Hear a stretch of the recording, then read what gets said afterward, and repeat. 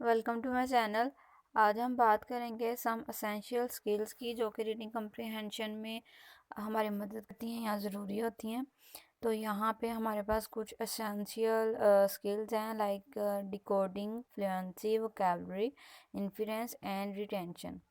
तो फर्स्टली हम बात करेंगे डिकोडिंग के बारे में। Decoding is a skill that relies on your ability to sound out words you have heard but never seen written out. Decoding में क्या होता है कि हमारे पास इतनी एबिलिटी होती है कि जो भी साउंड हमने जो भी वर्ड हमने सुने हैं वो सिर्फ वो हम सुन रहे हैं उनको, वो वर्ड जो है ना उनको रिटन फॉर्म में हमने नहीं देखा।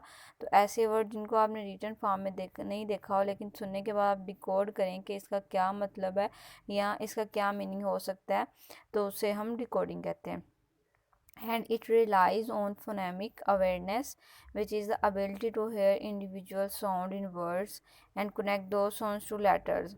और ये phonemic awareness पे रिलाइज करती है, जिससे क्या हमारे पास एबिलिटी आ जाती है कि हम जो भी साउंड को सुन रहे हैं उसको वर्ड फॉर्म में देख सकें या उनको एक लेटर की फॉर्म दे सकें। Making the connection between a letter or a group of letters, the sound they make, and is a crucial step to sounding out or decoding word. यहाँ पे हम जब हम वर्ड्स के कनेक्शन के बारे में बात करते हैं कि डिकोडिंग के ज़रिए हमारे पास एबिलिटी पैदा हो जाती है कि जो हमने वर्ड सुने हैं उनको हम एक प्रॉपर फॉर्म में, वर्ड फॉर्म में करें। तो उसके लिए हमें यहाँ पे वर्ड नज़र आ रहा है साउंडिंग आउट।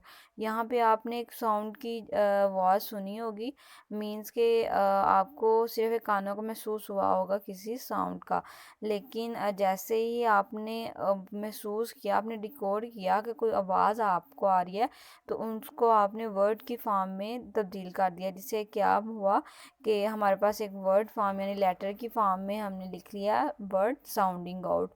तो ये इस तरह से हमारी जो फर्स्ट एसेंशियल स्किल है डिकोडिंग हमारी रीडिंग कम्प्रीहेंशन में मदद करेगी।